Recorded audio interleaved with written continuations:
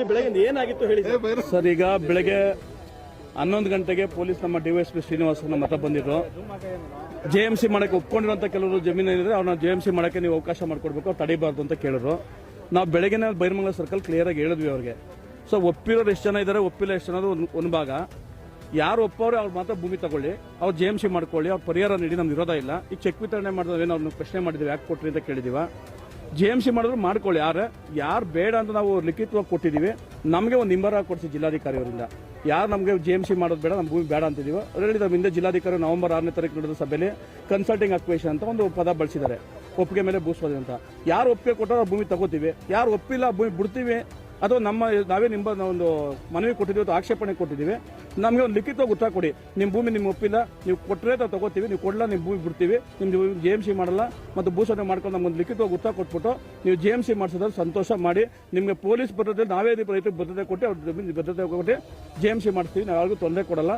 But ಒಂದು land ಓನಾಗ 4 ಜನ ರೈತರಲ್ಲಿ ಮಧ್ಯೆ ಒಬ್ಬ ಕೊಟ್ಟು ಸುತ್ತ 3 ಜನ ಇದ್ದಾಗ ಅವ್ರ 3 ಜನಕ್ಕೂ ಇದನ್ನ ತೊಂದರೆ ಆಗುತ್ತೆ. ಹಂಗ ನಮ್ಗೆ ಲಿಖಿತವಾಗಿ ಉತ್ತರ ಕೊಟ್ಬಿಟ್ಟು ಜಿಲ್ಲಾಧಿಕಾರಿಯವರಿಂದ ಅಥವಾ ಜಿಬಿಡಿ ಆಯುಕ್ತನ ಉತ್ತರ ಕೊಟ್ಬಿಟ್ಟು ನೀವು ಜೆಎಂಸಿ ಮಾಡ್ಕೊಳ್ಳಿ. ಅದು ಮಿತಿ ಮೀರಿ ನೀವು ಜೆಎಂಸಿ ಮಾಡ್ತೀನಿ ಅಂತ ಅಂದ್ರೆ ನಾವು ನಿಜವಾಗ್ಲೂ ಖಂಡಿತವಾಗಿ ತಡಿತೀವಿ ಅನ್ನೋ ವಿಚಾರನ ಬೆಳಗ್ಗೆ ಮಾರ್ನಿಂಗ್ ಹೇಳ್ದೋ. ಅಷ್ಟು ಹೇಳಿದ್ರು ಸಹ ಅವರು ಪೊಲೀಸರು ಬರೋದು ತಗೊಂಡು ಜೆಎಂಸಿ ಮಾಡಕ್ಕೆ ಬಂದರು. ಪ್ರಾರಂಭ ಅಂತಂದ್ರೆ ಏನಾಯ್ತು ಅಂತಂದ್ರೆ ಅಲ್ಲಿ ನಮ್ಮ ಒಬ್ರು ಸರ್ಕಲ್ ಇನ್ಸ್ಪೆಕ್ಟರ್ ಮತ್ತು ಜಿಬಿಡಿಯಲ್ಲಿ ಒಬ್ಬರು ಅಧಿಕಾರಿ, ಉನ್ನತ ಅಧಿಕಾರಿ ಬಂದಿರು. ಸೊ ಅಧಿಕಾರಿಗಳ್ತ ಚರ್ಚೆ ಮಾಡ್ತಿದ್ವು, ಏನು ಹಿಂಗೆ ಸಾಧಕ ಬಾಧಕ ಚರ್ಚೆ ಮಾಡಿ ಆಯ್ತು ಮೇಲಧಿಕಾರಿಗಳ್ತ ಮಾತಾಡ್ತೀವಿ, ವೆಯ್ಟ್ ಮಾಡಿ ಅಂದ್ಬಿಟ್ಟು ನಮ್ಮ ತಾವು ಸಭೆ ಮಾಡ್ತಾವ್ರೆ. ಒಂದು ಭಾಗ, ಇನ್ನೊಂದು ಭಾಗ 300 ಮೀಟರ್ ದೂರದಲ್ಲಿ ರೈತ ತಂಡನ ಬಿಟ್ಟು ಜೆಎಂಸಿ ಮಾಡಿಸ್ತಾರೆ. ನಮ್ಗೆ ಗೊತ್ತಾಗಲಿಲ್ಲ.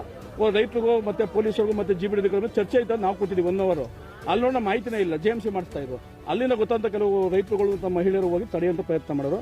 ಆ ತಡೆಯುವಂಥ ಸಮಯದಲ್ಲಿ ಜಿಬಿಡಿಯಿಂದ ಬಂದಂಥ ಜೆಎಂಸಿ ಅಧಿಕಾರಿಗಳು ನಮ್ಮ ಮಹಿಳೆಯರ ಮೇಲೆ ಮತ್ತು ನಮ್ಮ ರೈತರ ಮೇಲೆ ತುಂಬಾ ಕೆಟ್ಟದಾಗೆ ಅವಾಚ್ಯ ಬೈಯೋದು, ಇನ್ನೊಂದು ಟೆಂಪ್ಟ್ ಮಾಡೋದು. ಉದ್ದೇಶ ಏನಂದ್ರೆ ಪೊಲೀಸರು ಲಾಠಿ ಚಾರ್ಜ್ ಮಾಡಲಿ, ಗಲಾಟೆ ಮಾಡಲಿ, ಇಲ್ಲೇನೋ ಒಂದು ಪರಿಸ್ಥಿತಿ ಸ್ಟಾರ್ಟ್ ಆಗಬೇಕು ಅಂದ್ಬಿಟ್ಟು ತುಂಬಾ ಕೆಲವು ಕೆಟ್ಟ ಪದಗಳನ್ನ ಬಳಸಿ ಮಹಿಳೆಯರ ಮೇಲೆ ಮಾತಾಡೋದು.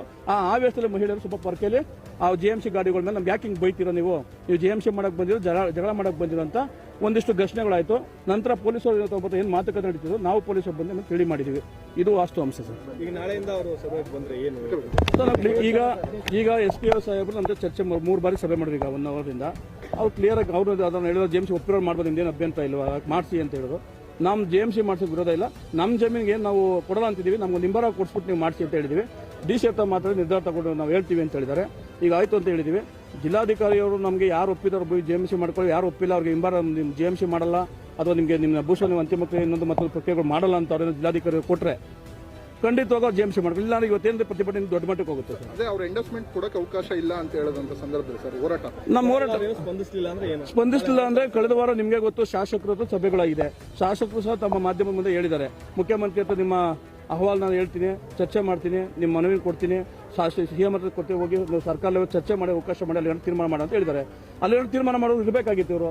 ಸೊ ಸರ್ಕಾರ ಲೆವೆಲ್ ನಮಗೂ ರೈತರಿಗೂ ಹೋರಾಟ ನಡೀತಿರೋದು, ರೈತ ಹೊಸ ಸರ್ಕಾರ ತೀರ್ಮಾನ ಆಗೋರು ವೆಯ್ಟ್ ಮಾಡ್ಬೇಕು. ಅವರು ಅದ್ಮೀರಿ ಪೊಲೀಸರು ನಮಗೆ ಸರ್ಕಾರ ಅದೇ, ಕಾನೂನು ಅದೇ, ಅಧಿಕಾರ ಅದೇ ಅಂತ ದುರುಪಯೋಗ ಪಡ್ಕೊಳ್ಳೋಕೋರೆ ರೈತರು ಉಗ್ರವಾದ ಪ್ರತಿಭಟನೆ ಮಾಡ್ತೀವಿ. ಇನ್ನು ಮುಂದೆ ಶಾಂತಿಯುತ ಮಾಡಿದ್ವಿ, ಅಹಿಂಸಾತ್ಮಕ ಮಾಡಿದ್ವಿ. ಇದು ಅಪ್ಪಿತಪ್ಪೇನಾದ್ರೆ ಯಾರೋ ಸಾವು ನೋವರು, ಯಾರೋ ವಿಷ ಕೊಡೋರು ಅಥವಾ ಇನ್ನೊಂದು ಆತ್ಮಹತ್ಯೆಗಾದ್ರೆ ಖಂಡಿತವಾಗೂ ಮಾನ್ಯ ಜಿಲ್ಲಾಧಿಕಾರಿಗಳು ಮತ್ತು ಸರ್ಕಾರನೇ ಕಾರಣ ಆಗ್ತದೆ. ಬಿಡಲ್ಲ ಸರ್, ಯಾಕಂದ್ರೆ ಮಧ್ಯ ಜಮೀನು ನಮ್ದು ಇದೆ, ಅವ್ರದ್ದು ಇದೆ. ಒಬ್ರು ಬಿಟ್ಟು ಒಬ್ರು ಮಾಡಕ್ಕೆ ಅವ್ರಿಗೆ ಕಷ್ಟ, ನಮ್ಮ ಜಮೀನು ತೊಂದರೆ ಆಗಲ್ವಾ? ಹಾಗಾಗಿ ನಮ್ಗೆ ಹಿಂಬರ ಕೊಟ್ಬಿಡಿ. ರೈತರು ಹೋರಾಟ ಮಾಡ್ತಾರೆ ಸರ್. ಅಂದ್ರೆ ನಮಗೆ ಜಮೀನನ್ನು ನಾವು ಕೊಡಕ್ಕೆ ಹಿಡಿದೀವಿ, ನಮ್ ಜೀವನ ಸರ್ವೆ ಮಾಡ್ಬಿಟ್ಟು ನಮ್ಗೆ ದುಡ್ಡು ಕೊಡ್ಲಿ ಅಂತ ಹೇಳ್ತಾರೆ. ಖಂಡಿತವಾಗೂ ಸಹ ಒಪ್ಪಿಗೆ ಇದೆ. ಬೇಡ ಅಂದ್ರೆ ಭೂಮಿ ಬಿಡ್ತೀವಿ ಅಂತ ಹಿಂಬರ ಕೊಟ್ಬಿಡಿ, ಮಾಡ್ಕೊಳ್ಳಿ. ನೀವು ಒಪ್ಕೊಳ್ರೆ ನಾವೇನು ಬೇಡ ಅಂದ್ರೆ ಈಗ ಚೆಕ್ ಕೊಡ್ತಾವ್ರೆ, RTGS ಮಾಡ್ತಾವ್ರೆ, ನಾವು ವಿರೋಧ ಮಾಡ್ತಾ ಇಲ್ಲ. ಯಾರು ಒಪ್ಪಿಕೊಂಡು ದುಡ್ಡು ತಗೊಂಡ್ರಪ್ಪ ಅಂತ ಒಪ್ಪಿದೀವಿ. ನಾವು ಈಗ ಬದ್ಧವಾಗಿದ್ದೀವಿ. ನಾವು ಒಪ್ಪಲ್ಲ, ಬೇಡ ಅಂದ್ರೆ ಬಿಟ್ಬಿಡಿ ಅಂತ ಹೇಳ್ತಾ ಇದೀವಿ. ನಮ್ಗೆ ಹಿಂಬರ ಕೊಟ್ಬಿಡಿ ನಮ್ಮ ಭೂಮಿಗೆ, ಅವ್ರೇನ್ ಬೇಕಾದ್ರೂ ಮಾಡ್ಕೊಳ್ಳಿ. Thank you.